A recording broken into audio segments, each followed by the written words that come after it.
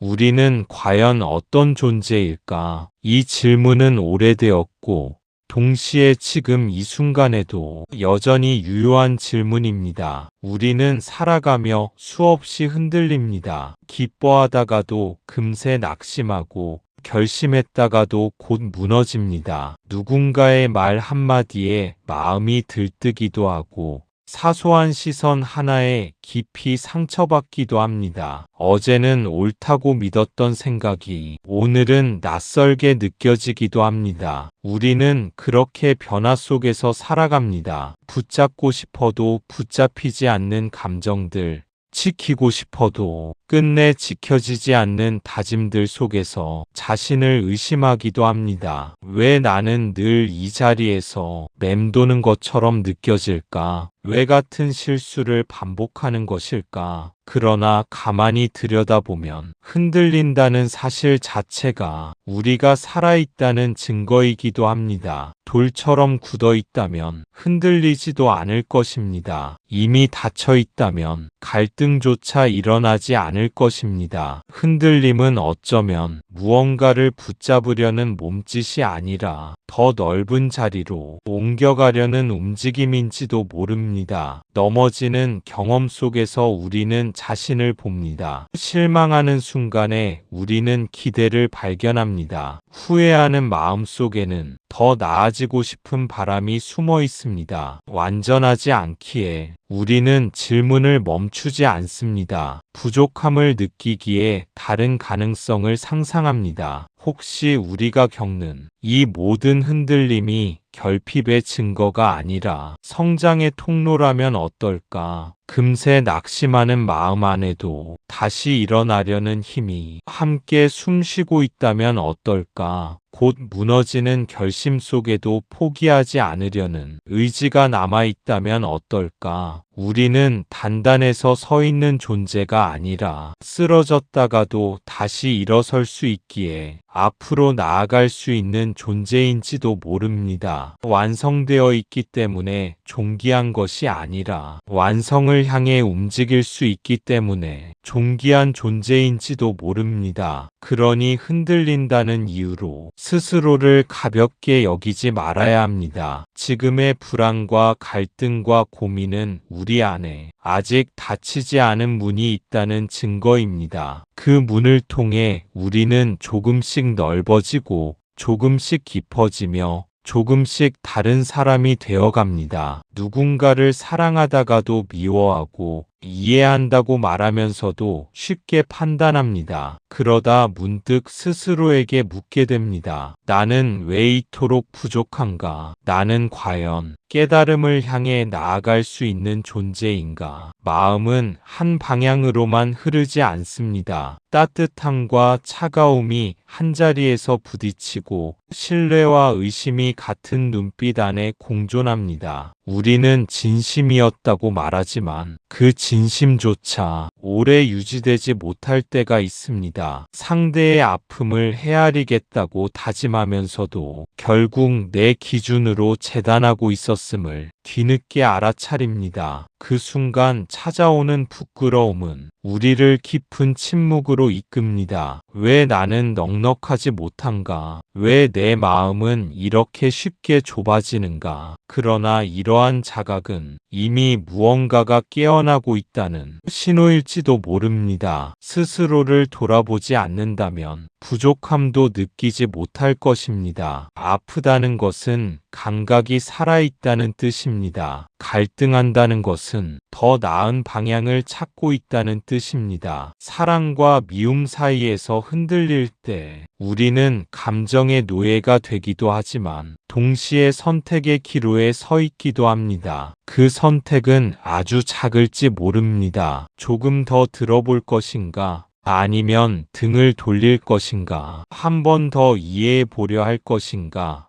아니면 단정 지어버릴 것인가? 깨달음은 멀리 있는 거대한 사건이 아니라 이 작은 갈림길에서의 태도 속에 스며 있을지도 모릅니다. 완벽해진 뒤에 길을 걷는 것이 아니라 부족함을 아는 채로 방향을 잡는 것이 어쩌면 시작일 수 있습니다. 우리는 흔들리지만 그 흔들림 속에서 배우고 후회 속에서 다듬어지고 실수 속에서 넓어집니다. 자신의 한계를 인정하는 순간 이미 그 한계를 넘어설 가능성도 함께 열립니다. 그러니 스스로를 책망하는 마음에만 머물지 말아야 합니다. 그 질문은 우리를 주저앉히기 위한 것이 아니라 더 깊은 자리로 이끌기 위한 물음일지도 모릅니다. 나는 왜 부족한가라는 탄식 속에는 나는 더 나아가고 싶다는 소망이 숨어 있습니다. 그 소망이 꺼지지 않는 한 우리는 멈춘 존재가 아닙니다. 부처님은 인간을 어떻게 보셨을까? 완성된 존재로 보셨을까?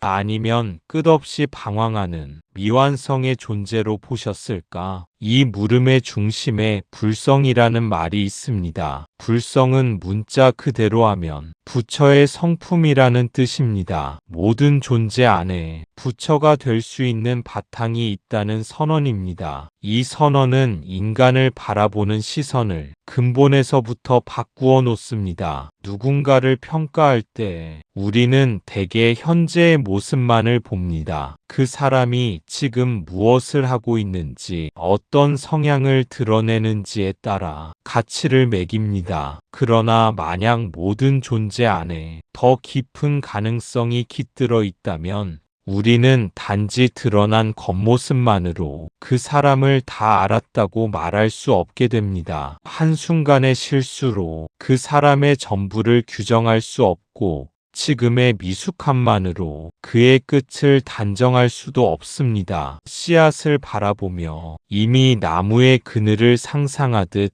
거친 돌을 보며 그 안에 숨은 형상을 떠올리듯 존재를 보는 눈은 지금을 넘어 미래를 함께 품게 됩니다. 이러한 시선은 타인을 향해서만이 아니라 자기 자신을 향해서도 동일하게 적용됩니다. 우리는 스스로를 가장 가혹하게 판단하는 경우가 많습니다. 어제의 실수와 오늘의 부족함을 근거로 나는 이 정도밖에 되지 않는 사람이라고 결론 내립니다. 하지만 만약 존재의 바탕에 더 넓은 가능성이 놓여 있다면 지금의 모습은 과정일 뿐 결론이 아닙니다. 완성된 상태가 아니어도 괜찮습니다. 길 위에 서 있다는 사실 자체가 이미 의미를 지닙니다. 방황은 방향을 찾는 움직임일 수 있고 의무는 무관심이 아니라 깨어있으려는 태도일 수 있습니다. 이렇게 바라볼 때 인간은 단순히 부족한 존재도 아니고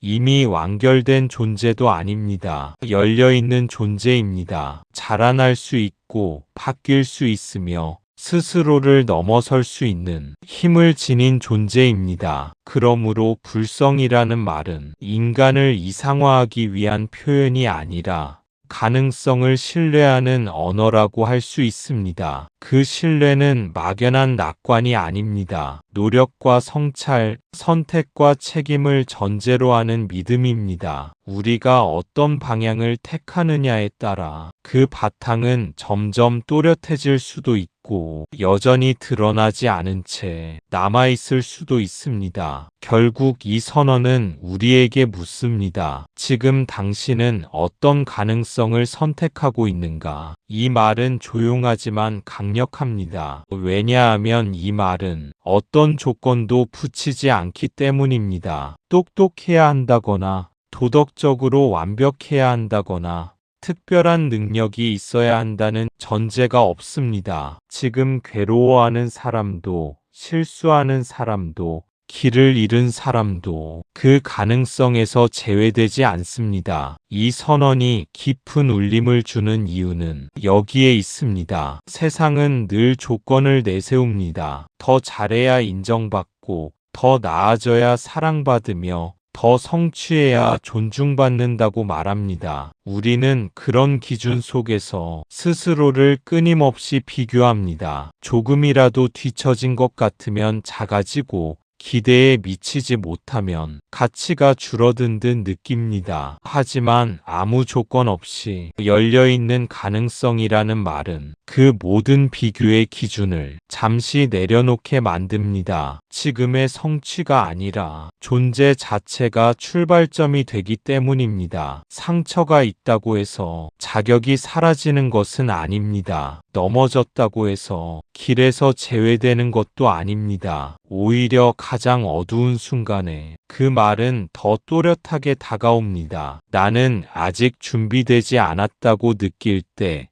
나는 여전히 부족하다고 자책할 때, 그 가능성은 조용히 말합니다. 지금 이 자리에서도 시작할 수 있다고. 누구에게나 열려 있다는 사실은 동시에 누구도 대신해 줄 수 없다는 뜻이기도 합니다. 특별한 선택을 받은 사람만이 아니라 평범한 하루를 사는 사람 역시 자신의 방향을 정할 수 있습니다. 그러므로 이 가르침은 위로이면서도 도전입니다. 너는 이미 자격이 있다고 말하면서 그 자격을 어떻게 사용할 것인지 묻습니다. 남들과 비교할 필요도 없고 어떤 이상적인 모습이 될 때까지 기다릴 필요도 없습니다. 지금 숨 쉬고 있는 이 자리에서 한 걸음 내디딜 수 있다면 그 자체로 충분합니다. 조건이 없다는 말은 기회가 항상 현재에 놓여 있다는 뜻입니다. 그리고 그 현재는 누구에게나 똑같이 주어져 있습니다. 그러나 여기서 우리는 조심해야 합니다. 불성을 어떤 고정된 실체로 이해하기 시작하면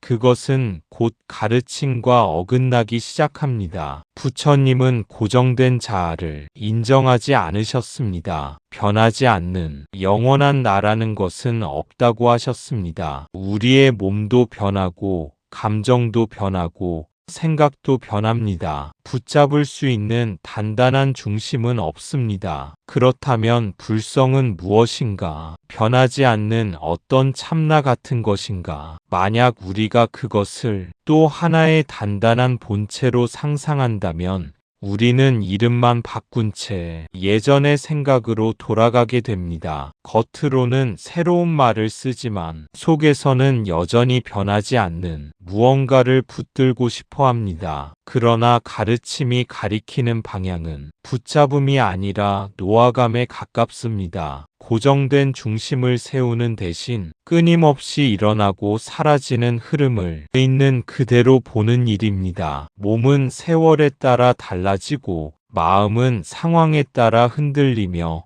생각은 경험에 따라 바뀝니다. 이 변화의 연속 속에서 영원히 같은 모습으로 머무는 실체를 찾으려 한다면 우리는 끝내 실망하게 될 것입니다. 그러므로 질문은 이렇게 바뀝니다. 변하지 않는 무엇이 있는가가 아니라 이 끊임없는 변화 속에서 어떻게 깨어있을 것인가로 옮겨갑니다. 혹시 우리가 찾는 것은 움직임을 멈춘 고정된 점이 아니라 변화를 알아차리는 힘은 아닐까? 흐름 그 자체를 받아들이는 태도는 아닐까? 참된 이해는 단단함을 세우는 데서 오지 않습니다. 오히려 모든 것이 조건에 따라 일어난다는 사실을 맑게 보는 데서 시작됩니다. 그렇게 볼 때 우리는 영원한 나를 세우지 않으면서도 방향을 잃지 않을 수 있습니다. 고정된 실체를 찾지 않으면서도 삶을 가볍게 여기지 않을 수 있습니다. 중심이 없다는 말은 허무하게 흩어진다는 뜻이 아닙니다. 그것은 매 순간 새롭게 선택할 수 있다는 뜻이며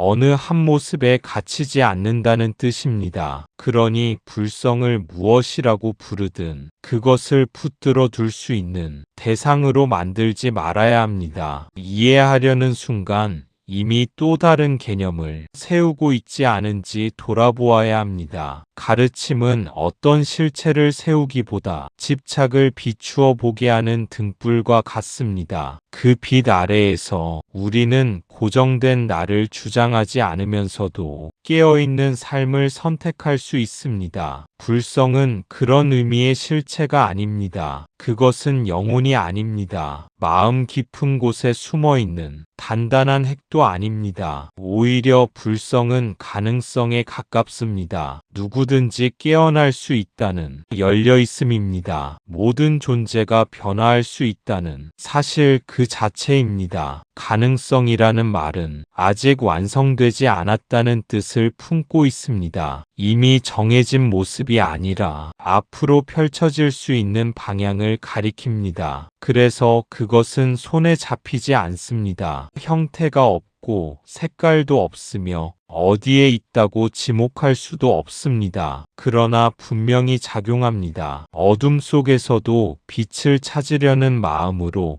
좌절 속에서도 다시 시도해 보려는 의지로, 닫힌 관계 속에서도 대화를 이어가려는 노력으로 드러납니다. 이 열려있음은 특별한 사람에게만 주어진 능력이 아닙니다. 지금 숨쉬고 있는 모든 이에게 동등하게 주어진 자리입니다. 다만 그것을 자각하느냐 아니면 스스로 한계를 정해버리느냐의 차이가 있을 뿐입니다. 우리는 종종 스스로를 규정합니다. 나는 원래 성격이 이렇다. 나는 여기까지가 한계다. 나는 쉽게 변하지 않는 사람이라고 말합니다. 그 말이 반복될수록 가능성의 문은 점점 좁아집니다. 그러나 열려있음은 그 어떤 자기 규정에도 완전히 갇히지 않습니다. 지금과 다른 선택을 할 수 있고, 어제와 다른 태도를 취할 수 있으며, 익숙한 반응을 잠시 멈출 수도 있습니다. 그 작은 틈이 변화의 시작이 됩니다. 가능성은 거창한 약속이 아닙니다. 다만 닫혀있지 않다는 사실입니다. 굳어있지 않고 정해져 있지 않으며 항상 새롭게 응답할 수 있다는 힘입니다. 그래서 불성은 먼 미래의 이상이 아니라 현재의 선택 속에서 살아 움직이는 여지라고 할 수 있습니다. 그 여지를 신뢰하는 순간 우리는 스스로를 과거에 묶어두지 않게 됩니다. 실수와 후회가 있더라도 그것이 전부라고 단정하지 않습니다. 매 순간이 다시 시작할 수 있는 자리라면 삶은 더 이상 닫힌 결론이 아닙니다. 끝나버린 이야기가 아니라 계속 쓰여가는 과정이 됩니다. 가르침을 돌아보면 한 가지 분명한 전제가 있습니다. 괴로움은 사라질 수 있다는 것,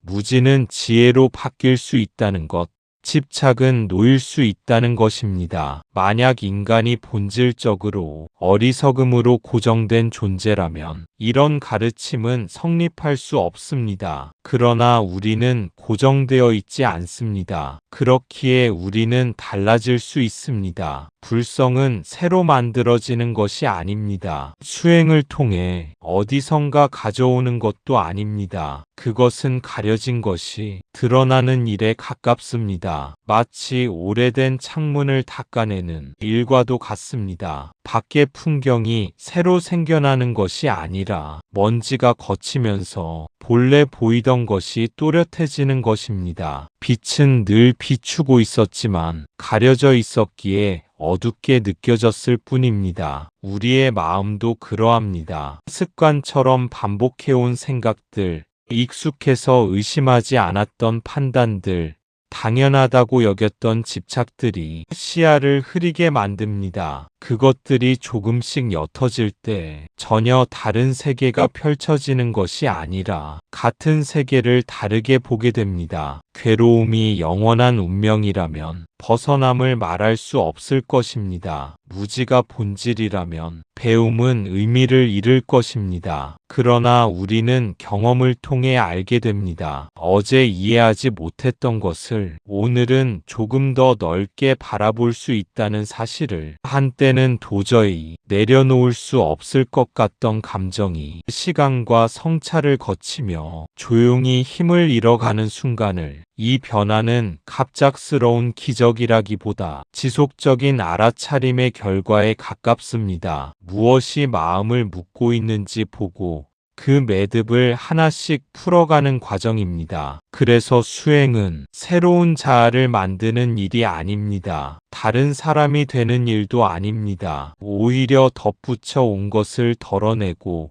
굳어버린 관점을 부드럽게 풀어 본래의 맑음을 가리지 않게 하는 일입니다. 가려진 것이 드러난다는 말은 어딘가 숨겨진 보물을 꺼낸다는 뜻이 아니라 지금 이 자리에서 이미 작용하고 있는 힘을 더 이상 외면하지 않는다는 뜻입니다. 우리가 스스로를 단정짓지 않을 때 그 힘은 조금 더 분명해집니다. 그리고 그 분명함 속에서 삶은 점점 가벼워지고 마음은 점점 투명해집니다. 하늘은 언제나 그 자리에 있지만 구름이 두터우면 보이지 않습니다. 구름이 걷히면 하늘이 나타납니다. 그렇다고 해서 하늘이 새로 생겨난 것은 아닙니다. 우리의 마음도 마찬가지입니다. 욕심과 분노와 어리석음이 두껍게 덮이면 우리는 스스로를 어둡게 느낍니다. 그러나 그 덮임이 옅어질 때 놀랍도록 맑은 순간이 찾아옵니다. 그 맑은 순간은 오래 붙잡히지 않을지도 모릅니다. 잠시 스쳐 지나가듯 찾아왔다가 다시 일상의 분주함 속으로 묻혀버리기도 합니다. 하지만 한 번이라도 그런 투명함을 경험했다면 우리는 압니다. 완전히 어둠뿐인 것은 아니라는 사실을. 구름이 다시 몰려와도 하늘이 사라진 것은 아닙니다. 마음이 다시 흔들려도 밝음의 가능성이 없어진 것은 아닙니다. 중요한 것은 구름을 없애려 애쓰는 일이 아니라 구름이 구름임을 알아차리는 일입니다. 화가 올라오는 것을 느끼는 순간, 탐욕이 고개 드는 것을 보는 순간, 우리는 이미 그 흐름과 동일시되지 않고 한 걸음 떨어져 서 있습니다. 그 거리가 바로 맑음의 시작입니다. 감정에 휩쓸려 갈 때와 그 감정을 바라볼 수 있을 때 사이에는 분명한 차이가 있습니다. 전자는 좁아진 시야 속에서 반응하지만 후자는 여지를 남깁니다. 말을 쏟아내기 전에 멈출 수 있고 판단하기 전에 한 번 더 생각할 수 있습니다. 맑은 순간은 거창하지 않습니다. 다만 반응 대신 응답을 선택하는 찰나, 습관 대신 의식을 선택하는 짧은 틈일 뿐입니다. 그 틈이 반복될수록 마음은 조금씩 가벼워집니다. 구름이 완전히 사라지지 않더라도 하늘을 기억하는 힘이 생깁니다. 그래서 우리는 어둠이 짙어질 때조차 절망에 머물지 않을 수 있습니다. 지금은 가려져 있을 뿐 본래의 넓음이 사라진 것은 아니라는 것을 알기 때문입니다. 그 알은 조용하지만 단단합니다. 그리고 그 단단함은 우리로 하여금 다시 한번 맑은 쪽을 향해 시선을 돌리게 만듭니다. 나는 옳고, 나는 상처받았고, 나는 손해보았다는 생각이 마음을 빠르게 채웁니다. 그 생각은 순간적으로 우리를 보호해주는 것처럼 보이지만 동시에 시야를 좁힙니다. 상대를 바라보기보다 내 입장을 증명하는데 더 많은 힘을 쓰게 됩니다. 그렇게 되면 미묘한 울림은 금세 사라집니다. 조금 전까지 느껴지던 따뜻함이나 여유는 자리를 내어주고 맙니다. 자각하지 못하는 이유는 특별한 능력이 부족해서가 아닙니다. 생각과 감정이 너무 빠르게 이어지기 때문입니다. 하나의 판단이 떠오르면 곧바로 또 다른 판단이 따라붙고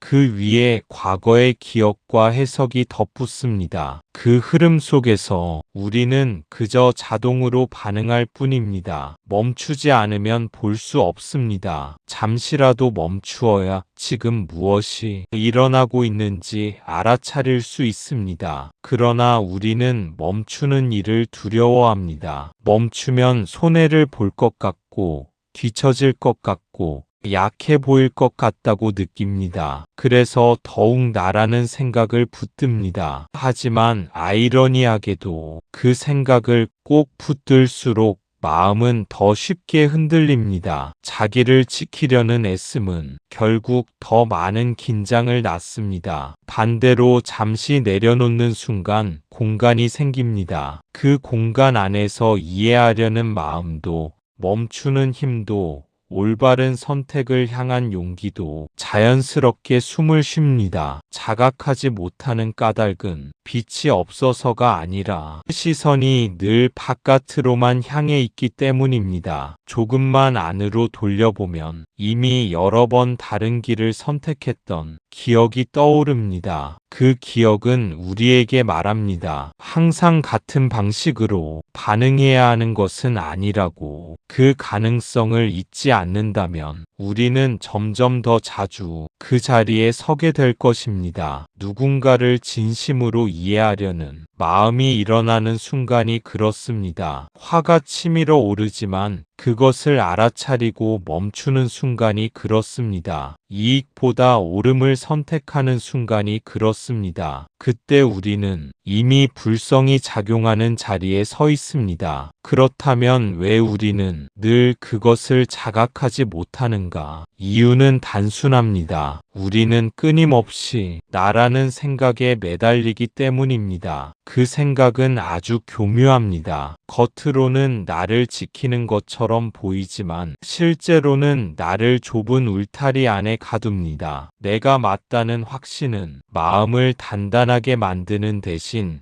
다른 가능성을 밀어냅니다. 그 순간 우리는 상황을 있는 그대로 보기보다 나에게 유리한 방식으로 해석하기 시작합니다. 누군가의 말을 듣는 자리에서도 우리는 온전히 듣지 않습니다. 이미 준비해둔 반박을 붙들고 있고 스스로를 방어할 논리를 세우느라 분주합니다. 그렇게 분주한 마음에서는 고요한 통찰이 자라기 어렵습니다. 자신을 증명하려는 태도가 강해질수록 진실은 점점 흐려집니다. 사실 우리는 늘 선택의 기로에 서 있습니다. 익숙한 반응으로 돌아갈 것인가? 아니면 한 번 더 비추어 볼 것인가? 습관은 빠르고 편안하지만 성장은 낯설고 느립니다. 그래서 많은 경우 우리는 자동적으로 반응하는 쪽을 택합니다. 그 선택이 반복될수록 하나의 성격이 되고 하나의 세계관이 됩니다. 그러나 마음은 본래 고정된 구조물이 아닙니다. 생각은 흘러가고 감정은 지나갑니다. 그 흐름을 붙잡아 이것이 나다라고 규정하는 순간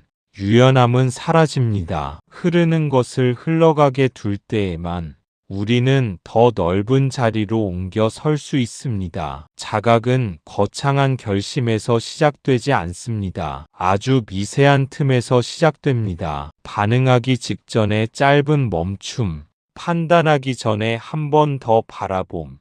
그 작은 간격이 새로운 방향을 만듭니다. 그 간격 속에서는 나를 지키려는 긴장이 조금 느슨해집니다. 그리고 그 느슨함 속에서 우리는 비로소 다른 사람의 사정을 상상할 수 있습니다. 내가 옳다는 확신보다 함께 옳아질 수 있는 길을 찾게 됩니다. 그때 마음은 더 이상 대립의 장이 아니라 이해의 장이 됩니다. 결국 문제는 특별한 능력이 부족해서가 아닙니다. 이미 드러나고 있는 작용을 인정하지 않는 데 있습니다. 우리는 스스로를 단단한 실체로 오해하기 때문에 스스로를 바꿀 수 있는 존재라는 사실을 잊습니다. 나라는 생각이 조금 옅어질수록 시야는 넓어집니다. 그 넓어짐 속에서 판단은 덜 날카로워지고 태도는 한결 부드러워집니다. 그 부드러움은 약함이 아니라 여유입니다. 여유가 생길 때 우리는 더 정확하게 보고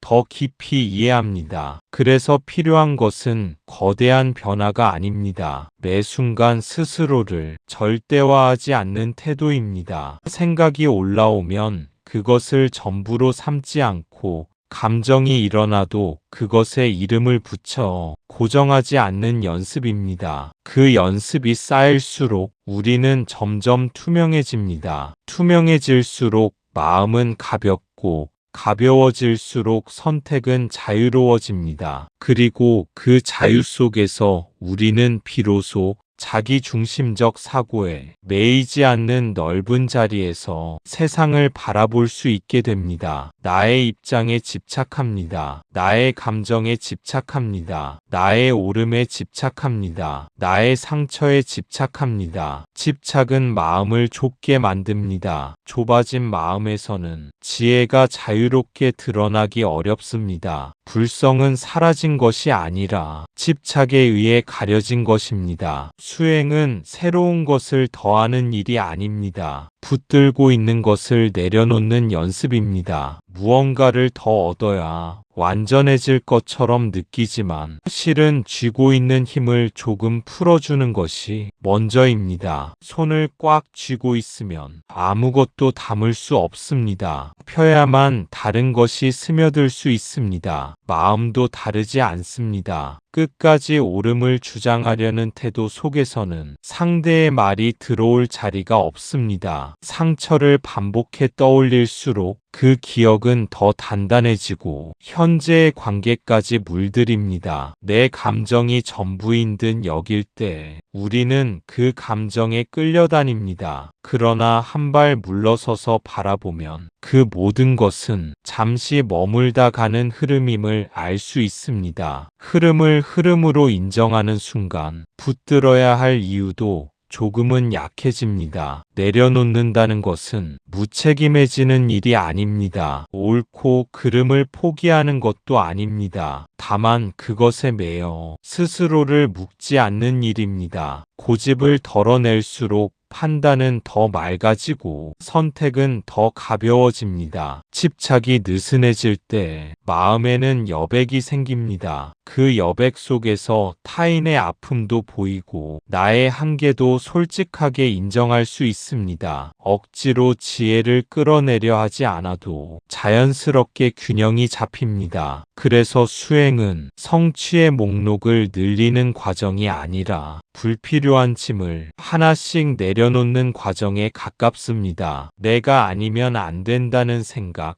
지금 당장 결과를 얻어야 한다는 조급함, 끝까지 기억하고 되갚아야 한다는 마음을 조금씩 풀어놓는 일입니다. 그럴 때 우리는 비로소 넓은 자리에서 상황을 바라볼 수 있습니다. 붙잡지 않을수록 마음은 더 자유로워지고 그 자유 속에서 본래의 밝음은 스스로 드러납니다. 여기에서 무아와 불성은 서로 충돌하는 것이 아닙니다. 오히려 서로를 설명해 줍니다. 고정된 내가 없기 때문에 우리는 변화할 수 있습니다. 나라고 부를 만한 단단한 실체가 없기 때문에 우리는 다른 방향으로 나아갈 수 있습니다. 공하다는 것은 아무것도 없다는 허무가 아닙니다. 그것은 고정되어 있지 않다는 뜻입니다. 그래서 무한히 열려 있다는 뜻입니다. 이 열려 있음이 곧 불성의 토대입니다. 만약 모든 것이 굳어 있다면 새로워질 여지는 없을 것입니다. 이미 정해진 모습대로만 흘러가야 한다면 노력도 성찰도 아무 의미를 갖지 못합니다. 그러나 삶은 그렇게 닫혀 있지 않습니다. 순간순간 조건에 따라 달라지고 관계 속에서 끊임없이 영향을 주고받습니다. 이 유연함이 바로 희망의 근거입니다. 실체가 없다는 말은 텅 비어 사라진다는 뜻이 아니라 어떤 방향으로도 움직일 수 있다는 뜻입니다. 마음은 굳은 돌이 아니라 형태를 바꿀 수 있는 물과 같습니다. 환경에 따라 탁해지기도 하고 다시 맑아지기도 합니다. 그 변화 가능성 속에서 깨어남 역시 설명됩니다. 어리석음이 영원한 속성이라면 지혜는 결코 피어날 수 없습니다. 하지만 고정된 본질이 없기에 우리는 배움에 응답할 수 있고 실수를 돌아보며 다른 선택을 할 수 있습니다. 열려 있다는 것은 항상 새롭게 시작할 수 있다는 의미입니다. 과거가 우리를 완전히 규정하지 못하고 현재의 한순간이 전부를 결정하지도 않습니다. 이 사실을 깊이 이해할수록 자신과 타인을 향한 시선도 달라집니다. 누군가의 모습이 지금 이렇다 하여 그가 영원히 그럴 것이라 단정할 수 없습니다. 나 역시 지금의 한계에 묶여 평생을 살아야 하는 존재가 아닙니다. 이처럼 고정됨이 없다는 통찰은 절망이 아니라 가능성의 선언입니다. 그리고 그 가능성이 가장 깊은 자리에서 밝음으로 향하는 힘을 품고 있다는 이해가 곧 불성을 말해줍니다. 닫혀있지 않기에 우리는 언제든 다른 길을 선택할 수 있고 그 선택은 또 다른 변화를 낳습니다. 이 끊임없는 열림 속에서 깨어남은 먼 이상이 아니라 지금 여기에서 현실이 됩니다. 불성을 단순한 위로의 말로 받아들여서는 안 됩니다. 그것은 심리적 위안에 머무는 가르침이 아닙니다. 불성은 가능성의 선언입니다. 동시에 책임의 요청입니다. 내 안에 길이 열려 있으니 걸어가라는 부름입니다. 더 이상 나는 원래 이런 사람이라고 말하며 머물러 있을 수 없게 만드는 가르침입니다. 이 가르침은 우리를 편안한 자리로만 이끌지 않습니다. 오히려 익숙함에 기대어 머물고자 하는 마음을 흔듭니다. 나는 변하지 않는 사람이라고 단정하는 순간 노력하지 않아도 될 이유가 생깁니다. 상황을 탓하고 타인을 원망하고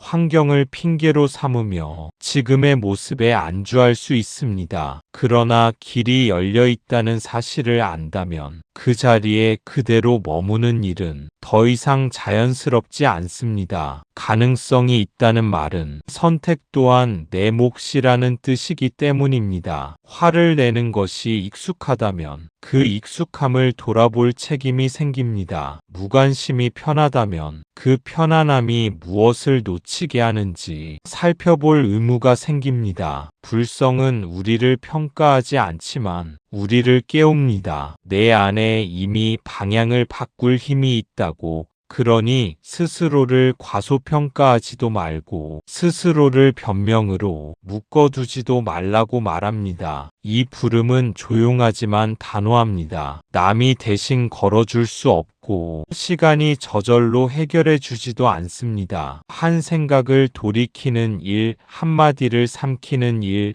한 번 더 이해해 보려는 노력이 바로 그 길 위의 발걸음입니다. 작아 보이지만 그 선택이 쌓일수록 삶의 방향은 달라집니다. 불성을 믿는다는 것은 언젠가 저절로 완성되리라 기대하는 일이 아닙니다. 지금 이 순간 어떤 태도를 취할 것인지 묻는 일입니다. 스스로를 규정하는 말 대신 스스로를 열어두는 결단을 택하는 일입니다. 그렇게 할 때 가르침은 추상이 아니라 하루하루의 행동 속에서 살아 움직이기 시작합니다. 그리고 우리는 점차 알게 됩니다. 길은 멀리 있는 것이 아니라 매 순간의 선택 속에서 이미 펼쳐지고 있음을 우리는 종종 부처를 멀리 있는 존재로 상상합니다. 완벽하고 흔들림 없는 초월적 존재로 그립니다. 그러나 만약 불성이 사실이라면 부처는 우리와 전혀 다른 종이 아닙니다. 완성된 가능성의 모습일 뿐입니다. 씨앗과 나무의 관계와 같습니다. 씨앗 안에는 이미 나무가 될 가능성이 들어 있습니다. 하지만 씨앗이 곧바로 거대한 나무의 모습으로 드러나는 것은 아닙니다. 흙을 만나야 하고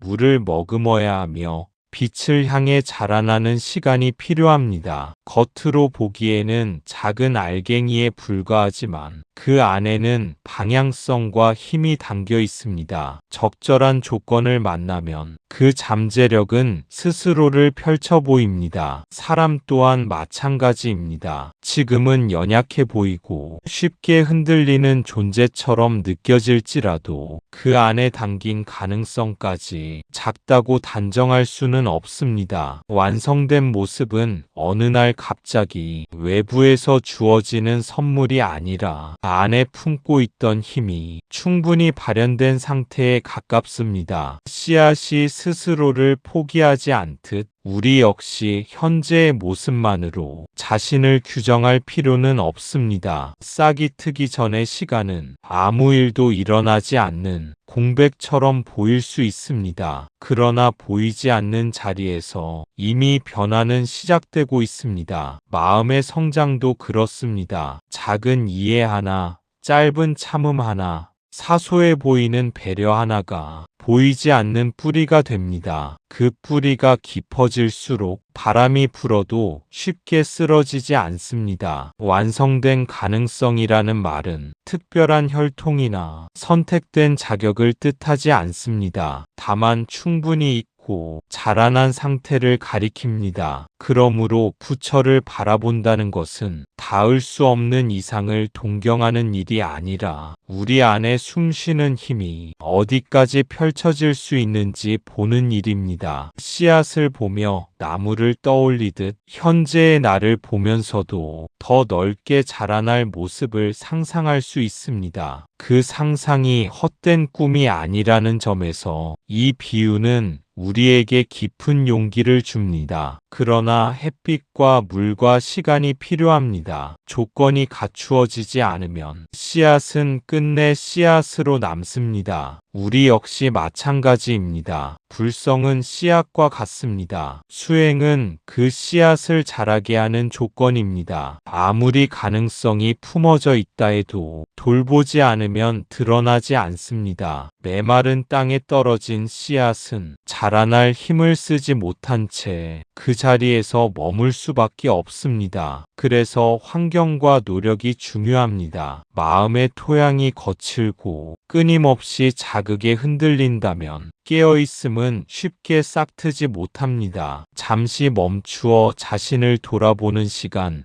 욕망에 휩쓸리지 않으려는 절제, 타인을 향한 따뜻한 시선이 비와 햇살과 같은 역할을 합니다. 이러한 조건이 쌓일수록 가능성은 점차 힘을 얻습니다. 수행은 거창한 의식이나 특별한 형식을 뜻하지 않습니다. 매일의 삶 속에서 의식적으로 선택하는 태도에 가깝습니다. 말을 내뱉기 전에 한 번 더 살피고 감정이 치밀어 오를 때 그 흐름을 바라보며 멈추는 일, 옳다고 여기는 바를 조용히 실천하는 일이 바로 양분이 됩니다. 시간 또한 빼놓을 수 없습니다. 하루아침에 큰 나무가 되지 않듯 마음의 성숙도 서서히 이루어집니다. 때로는 아무 변화가 없는 듯 보여도 보이지 않는 자리에서 뿌리는 자랍니다. 중요한 것은 포기하지 않는 일입니다. 조건을 마련하는 노력이 멈추지 않을 때 씨앗은 스스로의 방향을 따라 위로 뻗어오릅니다. 그 과정 속에서 우리는 가능성이 단순한 말이 아니라 현실이 되어가는 모습을 경험합니다. 불성은 잠재력이고 수행은 그것을 현실로 이어주는 다리입니다. 그 다리를 건너는 일은 누군가 대신해 줄 수 없습니다. 그러나 한 걸음씩 내딛는 동안 이미 변화는 시작되고 씨앗은 조용히 생명의 기운을 드러내기 시작합니다. 중요한 것은 믿음이 아니라 실천입니다. 내가 가능성을 지녔다는 사실을 아는 것만으로는 충분하지 않습니다. 순간순간 깨어 있어야 합니다. 마음이 어디로 향하는지 살펴야 합니다. 탐욕이 일어나는 자리에서 그것을 알아차려야 합니다. 분노가 치밀어 오르는 자리에서 한 걸음 물러나야 합니다. 그렇게 조금씩 덜어내다 보면 우리는 이전과는 다른 시야를 갖게 됩니다. 그 시야는 세상을 완전히 바꾸어 놓기보다 세상을 바라보는 방식을 바꾸어 놓습니다. 예전에는 즉각 반응하던 일에 이제는 잠시 숨을 고를 여유가 생깁니다. 감정이 곧 나 자신이라고 여겼다면 이제는 그것이 지나가는 현상임을 압니다. 이 차이는 작아 보이지만 삶의 결을 크게 달라지게 합니다. 탐욕이 일어날 때마다 무조건 따르지 않고 바라볼 수 있다면 욕망은 점차 힘을 잃습니다. 분노가 치솟을 때마다 한 걸음 비켜 설 수 있다면 상처는 더 이상 연쇄적으로 번지지 않습니다. 이러한 반복이 쌓이면서 마음은 조금씩 투명해집니다. 실천은 특별한 순간에만 요구되지 않습니다. 평범한 하루, 사소한 선택,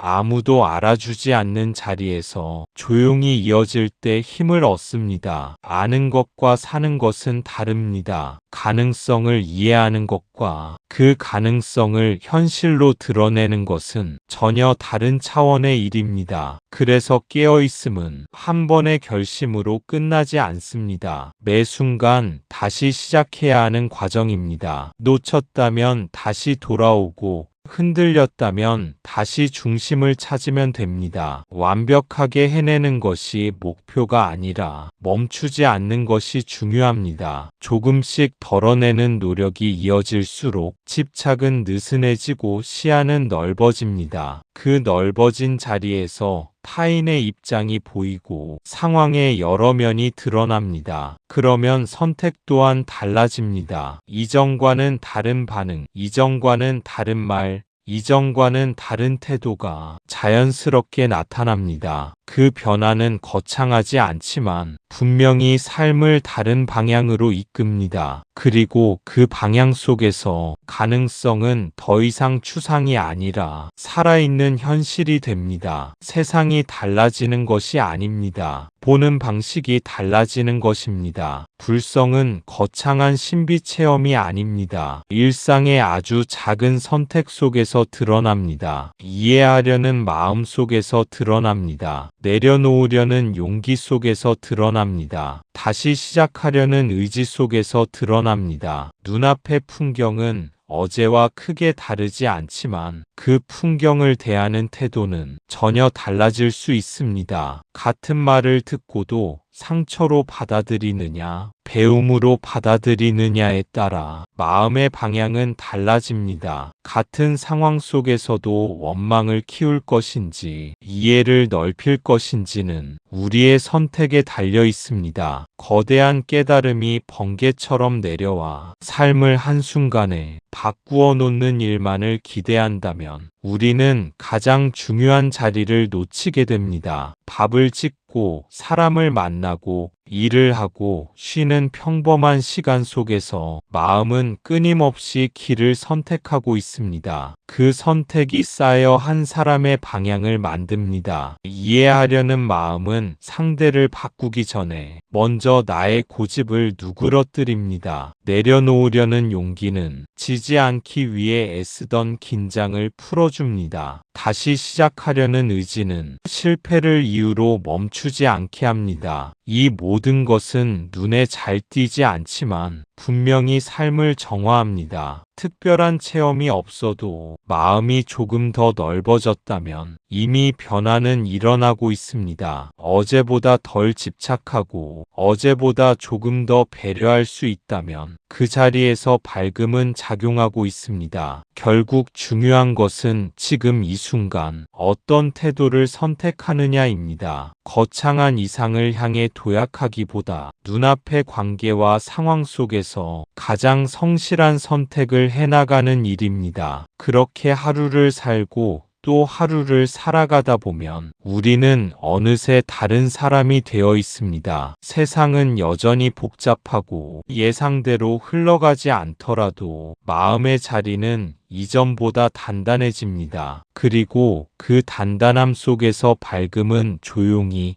그러나 분명하게 삶을 비추고 있습니다. 결국 불성이란 무엇인가? 그것은 모든 존재가 깨어날 수 있다는 사실에 대한 깊은 신뢰입니다. 누구도 영원히 어둠에 묶여있지 않다는 선언입니다. 그리고 지금 이 자리에서 한 걸음 내디드라는 요청입니다. 이 신뢰는 막연한 낙관이 아닙니다. 현실의 고통을 외면한 채 괜찮을 것이라고 스스로를 달래는 태도도 아닙니다. 오히려 어둠을 똑바로 바라본 뒤에도 그 안에 머물러 있지 않겠다는 결단에 가깝습니다. 누구나 실수할 수 있고 누구나 길을 잃을 수 있습니다. 그러나 그 상태가 전부는 아니라는 이해가 다시 일어설 힘을 줍니다. 영원히 고정된 운명은 없다는 사실은 절망을 끊어내는 근거가 됩니다. 지금의 모습이 미완성이라 해도 그 안에는 방향을 바꿀 수 있는 여지가 남아 있습니다. 그 여지를 믿는 것이 곧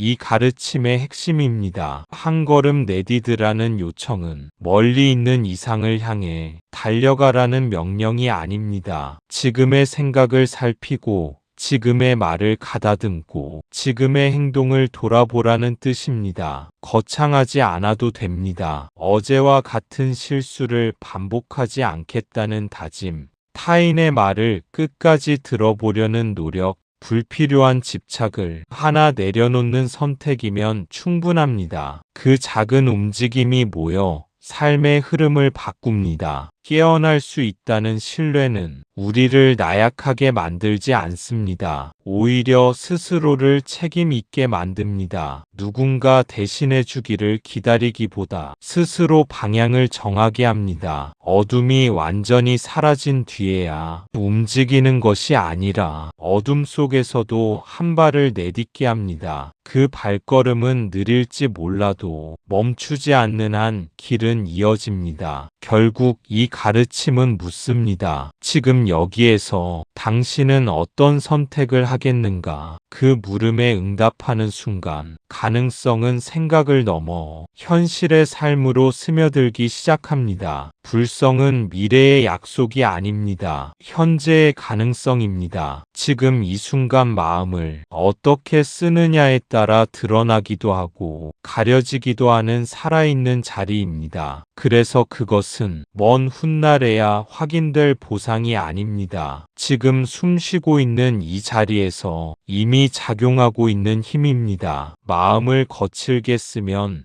그 힘은 흐릿해지고 마음을 맑게 쓰면 그 힘은 또렷해집니다. 아주 작은 생각 하나에도 방향은 달라집니다. 시기하는 마음을 키울 것인지 함께 기뻐하는 마음을 낼 것인지에 따라 내면의 분위기는 전혀 달라집니다. 같은 상황을 두고도 불평으로 채울 것인지 배움으로 삼을 것인지에 따라 삶의 빛깔은 달라집니다. 이처럼 가능성은 추상적인 개념이 아니라 매 순간의 사용법과 연결되어 있습니다. 마음을 어떻게 다루느냐에 따라 닫힌 세계가 되기도 하고 열린 세계가 되기도 합니다. 현재의 한 생각이 곧 다음 순간의 나를 만듭니다. 그래서 이 가르침은 시간을 미루지 않습니다. 언젠가 여유가 생기면, 언젠가 조건이 갖추어지면 그때 해보겠다는 태도를 허락하지 않습니다. 지금 바로 살피고 지금 바로 돌이키라는 요청입니다. 마음이 어지러울수록 더욱 또렷하게 바라보아야 합니다. 분별이 거세질수록 한 걸음 물러서야 합니다. 그럴 때 우리는 알게 됩니다. 밝음은 멀리 있는 이상이 아니라 지금 이 선택 속에서 드러난다는 사실을, 순간을 어떻게 쓰느냐가 곧 삶을 어떻게 쓰느냐와 다르지 않다는 사실을, 가능성은 늘 현재형입니다. 그리고 그 현재를 어떻게 살아내느냐에 따라 그 힘은 더욱 분명하게 우리 삶 속의 모습을 드러냅니다. 우리가 스스로를 단정짓지 않을 때 우리는 이미 문을 열고 있는 것입니다. 나는 원래 이런 사람이라고 규정하지 않을 때 우리는 이미 가능성을 선택하고 있는 것입니다. 완벽해지려고 애쓸 필요는 없습니다. 정직하게 바라보면 됩니다. 알아차리면 됩니다. 조금씩 내려놓으면 됩니다. 그렇게 할 때 우리는 조금씩 자유로워집니다. 그리고 그 자유의 깊이만큼 지혜와 자비가 함께 자랍니다. 자유로워진다는 것은 무엇이든 마음대로 한다는 뜻이 아닙니다. 오히려 습관에 끌려다니지 않는 힘이 생긴다는 의미에 가깝습니다. 반복되던 반응에서 한 걸음 벗어나 다른 선택을 할 수 있는 여지가 생깁니다. 스스로를 고정된 틀에 가두지 않을 때 실수 또한 배움의 재료가 됩니다. 부끄러움은 자책으로 굳어지지 않고 성찰로 이어집니다. 정직하게 바라본다는 것은 자신을 미화하지도 과도하게 비난하지도 않는 태도입니다. 있는 그대로 인정하되 거기에 머물지 않는 자세입니다. 알아차림은 그 출발점입니다. 지금 어떤 생각이 일어나는지,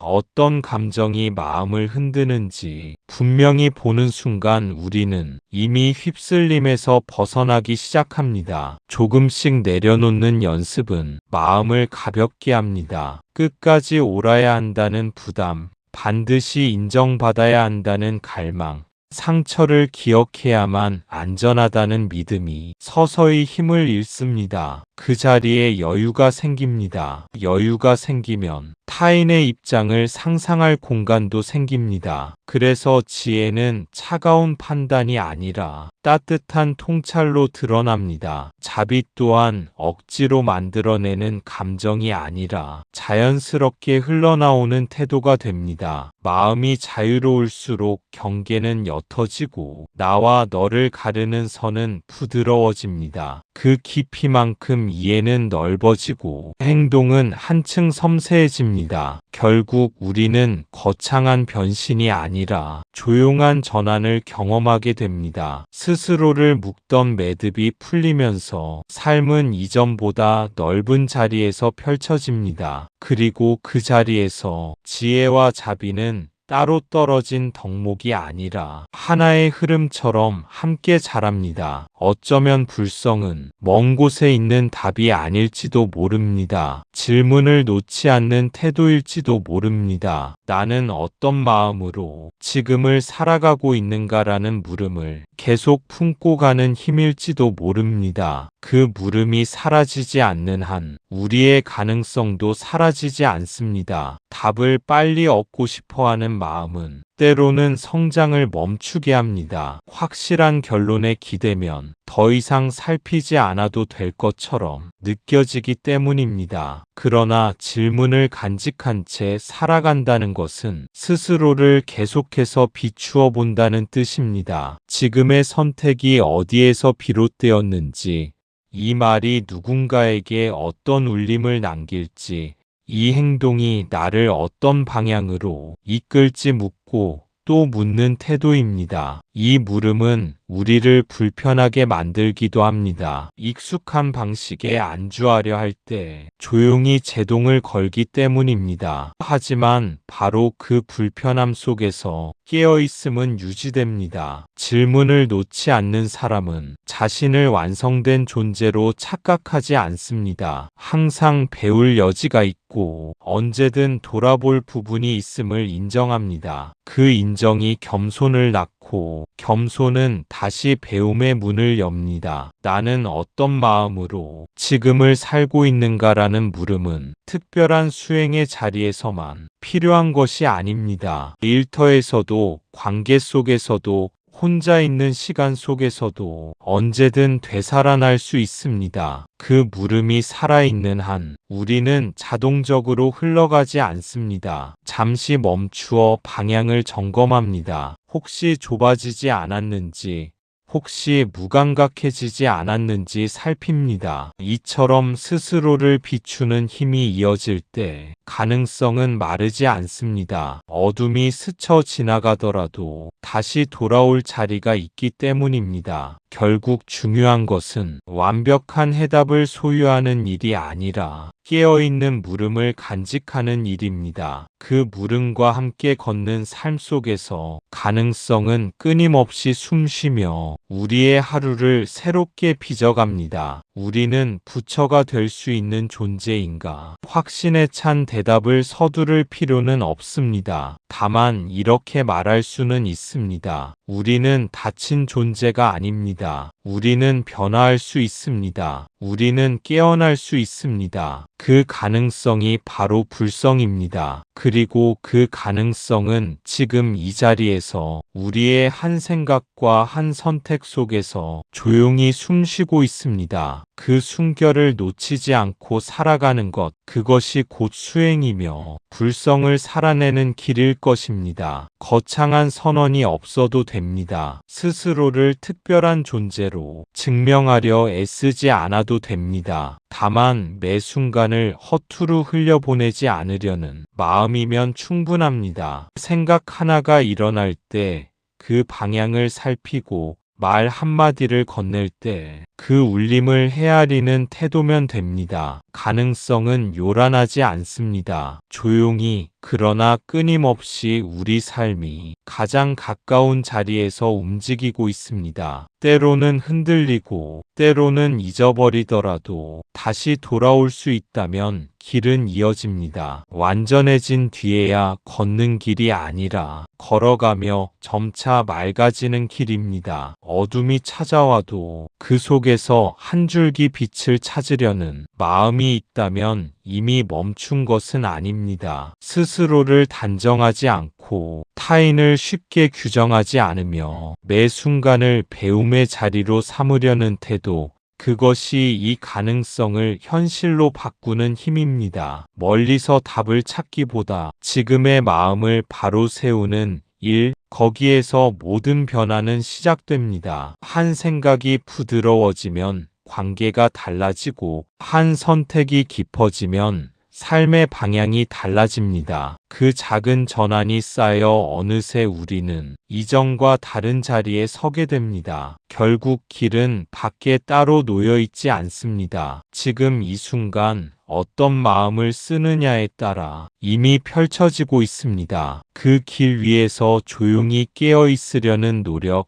넘어져도 다시 일어나려는 의지, 그 모든 순간이 쌓여 삶은 점점 더 투명해집니다. 나무 아미타불 관세음보살, 그렇게 하루를 살고 또 하루를 이어가는 동안 가능성은 서서히 현실이 됩니다. 멀리 있던 답을 찾은 것이 아니라 이미 숨쉬고 있던 그 숨결을 놓치지 않고 살아왔음을 우리는 알게 됩니다. 감사합니다. 구독과 좋아요는 저에게 큰 힘이 됩니다.